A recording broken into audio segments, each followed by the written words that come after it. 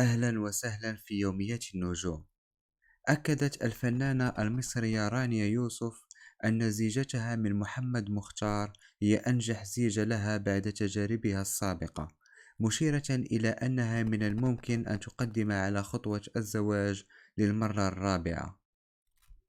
وقالت رانيا يوسف أن زيجتها الاثنين الباقين لم يكونوا ناجحين، وقالت أيضا: عندي أمل في الزواج تاني، وبناتي يشجعاني لأجرب مرة أخرى.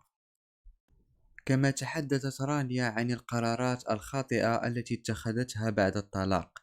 أول طلاق كان صعب جدا، والقرار استغرق 5 سنين. وأشارت رانيا يوسف إلى أن الخطأ الذي ارتكبته في جميع زيجتها كان صمتها عن الأشياء التي لا تعجبها، لافتة إلى أنها كررت ذلك رغم معرفتها بالخطأ وعواقبه. شكرا جزيلا على المشاهدة، لا تنسوا الاشتراك والإعجاب، وإلى اللقاء.